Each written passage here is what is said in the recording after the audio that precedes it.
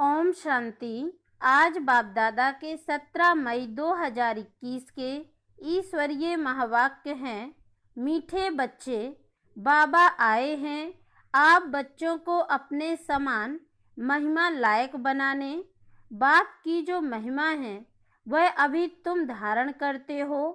प्रश्न: भक्ति मार्ग में परमात्मा मासूक को पूरा न जानते भी कौन से शब्द बहुत प्यार से बोलते और याद करते हैं?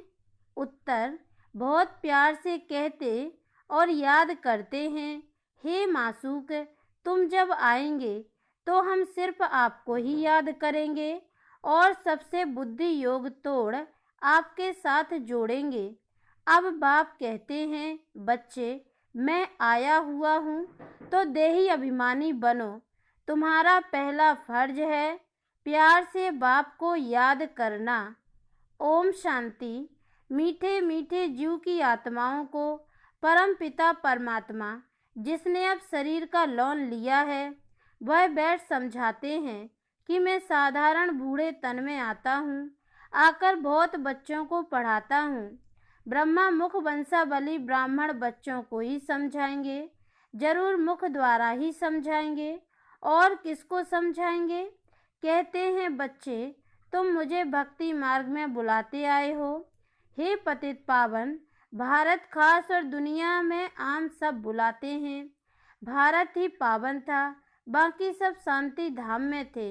बच्चों को यह स्मृति में रखना चाहिए कि सतयुग त्रेता किसको कहा जाता है, द्वापर कलयुग किसको कहा जाता है, उनमें कौन कौन राज्य करते थे। तुम्हारी बुद्धि में पूरी नॉलेज है।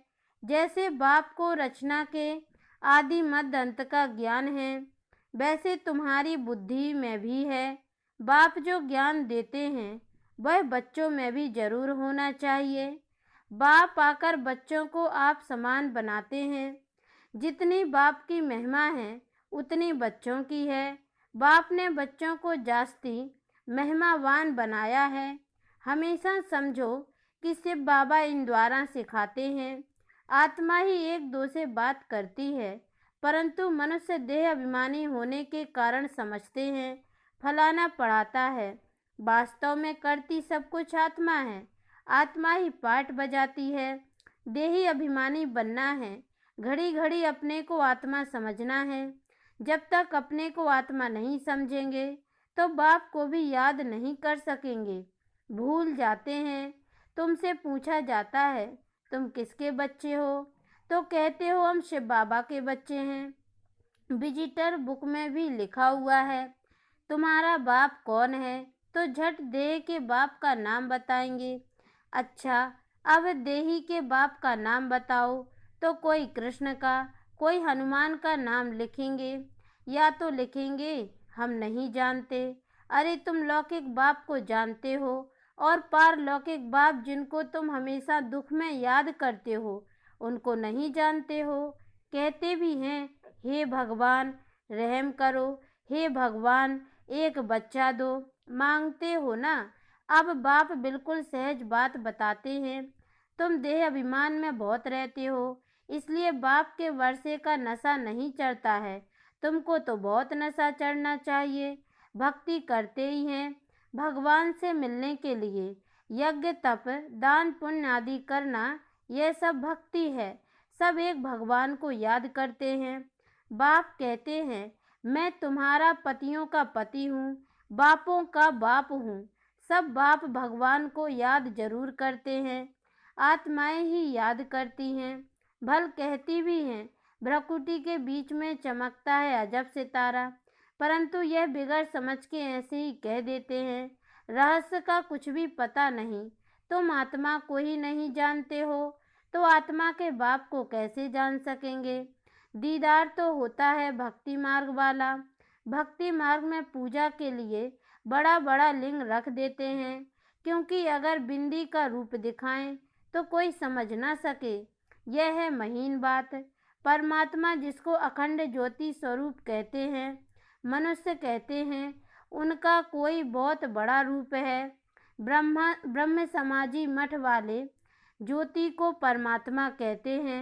दुनिया में यह किसको पता नहीं है कि परम पिता परमात्मा बिंदी है, तो मूझ पड़े हैं। बच्चे भी कहते हैं, बाबा किसको याद करें, हमने तो सुना था वह बड़ा लिंग है, उनको याद किया जाता है, अब बिंदी को कैसे याद करें। अरे तुम आत्मा भी बिंदी हो, बाप भी बिंदी है, आत्मा को बुलाते हैं, वह जरूर यहाँ ही आकर बैठेंगे। भक्ति मार्ग में जो साक्षात्कार आदि होता है, यह सब है भक्ति। भक्ति भी एक की नहीं करते, बहुतों को भगवान बना दिया है। भगत जो भक्ति करते रहते हैं, उनको भगवान कैसे कहेंगे। अगर परमात्मा सर्वव्यापी कहते हैं, तो फिर भक्ति किसकी करते हैं, सो भी भिन्न प्रकार की भक्ति करते हैं। बाप समझाते हैं, बच्चे ऐसे मत समझो कि हमको अनेक वर्ष जीना है, अभी समय बहुत नज़दीक होता जाता है। निश्चय रखना है, बाबा को ब्रह्मा द्वारा स्थापना करानी है।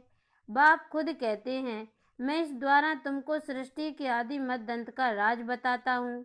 गाते भी हैं ब्रह्मा द्वारा स्थापना। यह नहीं जानते कि नई दुनिया को विष्णुपुरी कहा जाता है, अर्थात विष्णु के दो रूप राज्य करते थे। किसको पता नहीं है कि विष्णु कौन है। तुम जानते हो कि ये ब्रह्मा सरस्वती ही फिर विष्णु के दो रूप लक्ष्मी नारायण बन पालना करते हैं। ब्रह्मा द्वारा स्थापना विष्णुपुरी अर्थात स्वर्ग की फिर पालना करेंगे। तुम्हारी बुद्धि में आना चाहिए, बाप ज्ञान का सागर है, मनुष्य सृष्टि का बीज रूप है। वह इस ड्रामा के आदि मत दंत को जानते हैं, वही पतित पावन है। जो बाप का धंधा है वही तुम्हारा है। तुम भी पतित से पावन बनाते हो। दुनिया में एक बाप के 3-4 बच्चे होंगे। कोई बच्चा बहुत ऊंचा चढ़ा हुआ होगा, कोई बिल्कुल नीचे होगा। यहाँ तुमको बाप एक ही धंधा सिखाते हैं कि तुम पतितों को पावन बनाओ। सबको यह लक्ष्य दो कि इसे बाबा कहते हैं, मुझे याद करो। गीता में कृष्ण भगवान वाच उल्टा लिख दिया है। तुमको समझाना है, भगवान तो निराकार पुनर्जन्म रहित है, बस यही भूल है। अभी तुम बच्चे कृष्णपुरी के मालिक बन रहे हो। कोई राजधानी में आते हैं, कोई प्रजा में। कृष्णपुरी कहा जाता है क्योंकि कृष्ण सभी को बहुत ही प्यारा है। बच्चे प्यारे लगते हैं ना, बच्चों का भी माँ बाप से प्यार हो जाता है, प्यार सारा बिखर जाता है। अब बाप समझाते हैं, तुम अपने को शरीर मत समझो, घड़ी घड़ी अपने को आत्मा निश्चय करो, आत्म अभिमानी बनो। बाप भी निराकार है, यहाँ भी शरीर लेना पड़ता है समझाने के लिए। बिगड़ शरीर तो समझा नहीं सकेंगे, तुमको तो अपना शरीर है। बाबा फिर लोन लेते हैं, बाकी इसमें प्रेरणा आदि की बात ही नहीं। बाप खुद कहते हैं, मैं यह शरीर धारण कर बच्चों को पढ़ाता हूँ, क्योंकि तुम्हारी आत्मा जो अभी तमो प्रधान बन गई है, उनको सतो प्रधान बनाना है। गाते भी हैं, पतित पावन आओ, परंतु अर्थ नहीं समझते। अभी तुम समझते हो बाप कैसे आकर पावन बनाते हैं, यह भी तुम जानते हो। सतयुग में सिर्फ हमारा ही छोटा झाड़ होगा, तुम स्वर्ग में जाएंगे, बाकी जो इतने खंड है उनका नाम निशान नहीं होगा। भारत खंड ही स्वर्ग होगा। परम पिता परमात्मा ही आकर हेवन की स्थापना करते हैं। अभी हेल है, प्राचीन भारत खंड ही है जहाँ देवताओं का राज्य था, अब नहीं है। उन्होंने यहाँ मंदिर हैं, चित्र हैं, तो भारत की ही बात हुई। यह कोई भी भारतवासी की बुद्धि में नहीं आता कि भारत स्वर्ग था। यह लक्ष्मी नारायण मालिक थे और कोई खंड नहीं था। अब तो अनेक धर्म आ गए हैं। भारतवासी धर्म भ्रष्ट कर्म भ्रष्ट बन गए हैं। कृष्ण को श्याम सुंदर कह देते हैं, परंतु अर्थ नहीं समझते। बरोबर यह सांवरा था ना, कहते हैं कृष्ण को सर्प ने डसा तो सांवरा हो गया। अब वह तो सतयुग का प्रिंस था, कैसे काला हो गया। अभी तुम यह बातें समझते हो। कृष्ण के माँ बाप भी अभी पढ़ रहे हैं। माँ बाप से उत्तम श्री कृष्ण गाया हुआ है। माँ बाप का कोई नाम नहीं है, नहीं तो जिस माँ बाप से ऐसा बच्चा पैदा हुआ वह माँ बाप भी प्यारे होने चाहिए, परंतु नहीं, महिमा सारी राधे कृष्ण की है। माँ बाप की कुछ है नहीं। तुम्हारी बुद्धि में ज्ञान है, ज्ञान है दिन, भक्ति है रात। अंधियारी रात में ठोकरें खाते रहते हैं। अभी तुम बच्चों को समझाया जाता है, घर में रहो, यह सर्विस भी करते रहो, कोई को भी समझाओ। तुम आधा कल्प के आशिक हो, एक मासूक के। भक्ति मार्ग में सभी उनको याद करते हैं तो आशिक ठहरे ना, परंतु मासूक को पूरा जानते नहीं हैं, याद बहुत प्यार से करते हैं। हे मासूक, तुम जब आएंगे तो हम सिर्फ आपको ही याद करेंगे और सबसे बुद्धि योग तोड़ आपके साथ जोड़ेंगे। ऐसे तो गाते थे ना, परंतु बाप से हमको क्या वर्षा मिलता है यह किसको भी पता नहीं है। अब बाप समझाते हैं, तुम देही अभिमानी बनो, बाप को याद करना तुम बच्चों का पहला फर्ज है। बच्चा हमेशा बाप को, बच्ची माँ को याद करती है। हम जिनसे है ना, बच्चा समझता है हम बाप का वारिस बनेंगे, बच्ची थोड़ी ही कहेगी, वह तो समझती है हमको पियर घर से ससुर घर जाना है। अब तुम्हारा निराकार और साकार पियर घर है, बुलाते भी हैं, हे परम पिता परमात्मा, रहम करो, दुख हरो, सुख दो, हमें लिबरेट करो, हमारा गाइड बनो। परंतु उसका अर्थ बड़े बड़े विद्वान आचार्य भी नहीं जानते हैं।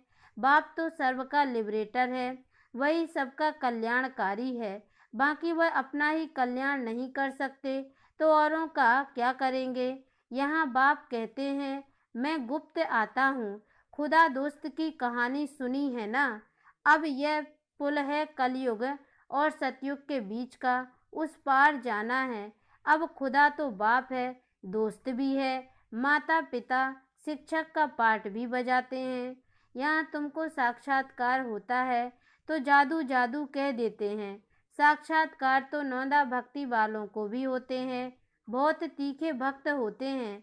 दर्शन दो, नहीं तो हम गला काटते हैं, तब साक्षात्कार होता है। उनको नौंदा भक्ति कहा जाता है।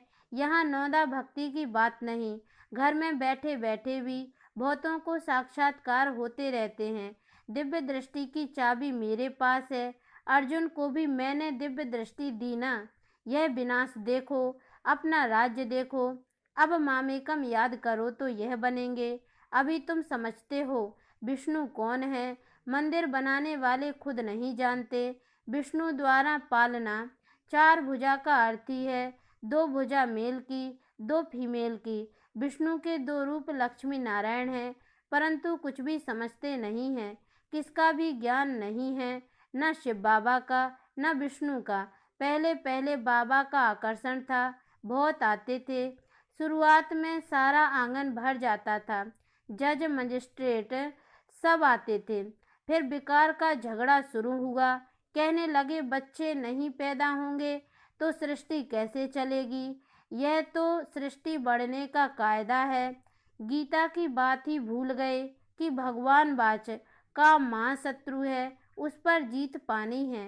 कहने लगे स्त्री पुरुष दोनों इकट्ठे आए तो उनको ज्ञान दो, अकेले को नहीं दो। अब दोनों भी आए तो देवे ना। देखो दोनों को इकट्ठा भी देते हैं तो भी कोई ज्ञान लेते हैं, कोई नहीं लेते हैं। तकदीर में नहीं होगा तो क्या कर सकते हैं, एक हंस है एक बगुला बन पड़ते हैं। यहाँ तुम ब्राह्मण देवताओं से भी उत्तम हो। जानते हो हम ईश्वरीय संतान हैं, शिव बाबा के बच्चे हैं। वहाँ स्वर्ग में तुमको यह ज्ञान नहीं रहेगा ना। जब निराकारी दुनिया मुक्ति धाम में होंगे तब यह ज्ञान होगा। यह ज्ञान शरीर के साथ ही खत्म हो जाता है। अभी तुमको ज्ञान है, एक बाबा पढ़ा रहे हैं। अब यह खेल पूरा होता है, सब एक्टर्स हाजिर हैं, बाबा भी आया है, रही हुई आत्माएं भी आती रहती हैं। जब सब आ जाएंगे तब विनाश होगा, फिर सबको बाप साथ ले जाएगा। सबको जाना है, इस पतित दुनिया का विनाश होना है। अच्छा, मीठे मीठे सिकी लदे बच्चों प्रति माता पिता बाप दादा का याद प्यार और गुड मॉर्निंग। रूहानी बाप की रूहानी बच्चों को नमस्ते, और हम रूहानी बच्चों की ओर से भी रूहानी माता पिता बाप दादा को याद प्यार और गुड मॉर्निंग बाबा, नमस्ते। धारणा के लिए मुख्य सार। पहली पॉइंट है, पति से पावन बनाने का धंधा जो बाप का है वही धंधा करना है। सबको लक्ष्य देना है कि बाप को याद करो और पावन बनो। दूसरी पॉइंट, यह ब्राह्मण जीवन देवताओं से भी उत्तम जीवन है। इस नशे में रहना है। बुद्धि का योग और सबसे तोड़ एक मासूक को याद करना है। वरदान, आसक्ति को अनासक्ति में परिवर्तन करने वाले शक्ति स्वरूप भव। शक्ति स्वरूप बनने के लिए आसक्ति को अनासक्ति में बदली करो।